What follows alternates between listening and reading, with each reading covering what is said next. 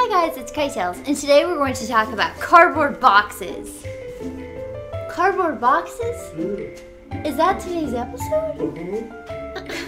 Well, I'm being told cardboard boxes is on today's script, so I guess we're going to talk about cardboard boxes. Hello? This is Snake. From Metal Gear Solid? The one and only. What are you doing on my show? I heard you haven't played Metal Gear Solid 3. It's on my to-do list. I think you better hand this episode off to Flex. He's been playing the Metal Gear Solid series since he was cloned. Well, alright. Go right ahead. Big Boss is the soldier with many names. Whether you know him as John, Jack, Naked Snake, Vic Boss, or more recently as Punished Snake, it's safe to say that this hero has made a tremendous impact on the universe he resides in. Before we delve any deeper, I just wanted to warn you that if you've never played any of the Metal Gear Solid games, we're not going to sneak around the facts, so if you were worried about spoilers, you might want to get back to your convoy. First appearing in 1987's Metal Gear, Big Boss was introduced to the world as a secret villain of the Metal Gear franchise. After his defeat, he made a return in the sequel, Metal Gear 2, where a very Sean Connery-esque looking Big Boss would be burned to a crisp at the hands of Solid Snake's makeshift flamethrower. His remains became a center point in the sequel, Metal Gear Solid, but fans wouldn't discover his true life story until almost 17 years after his creation, in Metal Gear Solid 3, Snake Eater. Snake Eater focuses on Big Boss before the world became a complex war machine. Before he was called Big Boss, he was codenamed Naked Snake, and sent on a mission as a member of the CIA's elite Fox unit. His mission was to rescue a defecting Soviet scientist by the name of Nikolai Sokolov. But on this virtuous mission, things don't go as planned, as his longtime mentor and mother figure, known solely as the Boss, shows up on the scene and severely wounds Naked Snake in a close-quarters combat battle.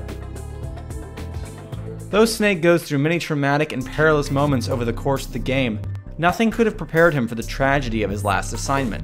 The game's final boss is in fact the Boss herself, and only when Snake faces her does he find the true nature of his mission. The Boss informed Snake that the entire mission was a failed setup. They both were sent with the intention of making a grab at an incredibly large sum of money for the United States, but had a change of plans when the main antagonist detonated a nuclear warhead on a small village, given by the Boss as a bargaining chip from the US.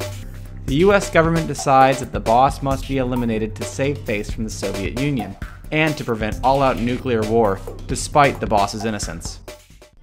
Against his will and under her direction, Snake is faced with the most difficult assignment of his life: to kill the person he loves, the woman who taught him everything, just to preserve the charade of America's innocence. Forever loyal to his mentor, Snake fulfills her last request and follows through in what I can only describe as one of the most beautiful and sad boss battles in history.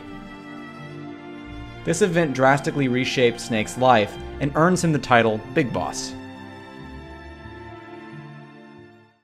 One of the main inspirations for Big Boss's character comes from Snake Plissken, the protagonist of John Carpenter's movie Escape from New York. Plissken, portrayed by Kurt Russell, sports a mullet and an eye patch, just like Big Boss. Big Boss has been voiced by David Hayter, Richard Doyle, and is soon to be voiced by Kiefer Sutherland in the upcoming title Metal Gear Solid 5: The Phantom Pain.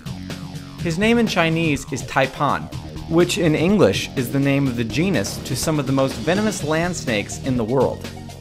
Big Boss is this week's featured character because he makes some of the hardest decisions in gaming history. He does what he knows is wrong for the good of his country. He takes a title he doesn't want because his government deems him worthy. He continues to fight for a corrupt puppet nation that would abuse his loyalty at any chance they got. Big Boss is a hero, a villain, a warlord, a ghost, a father, and while he felt his life ended the day he killed his master, he lived on doing what he could to achieve her vision for a self-perceived greater good. He is tragic, flawed, tormented, yet patriotic and selfless to the end. And that is why Big Boss is what a character.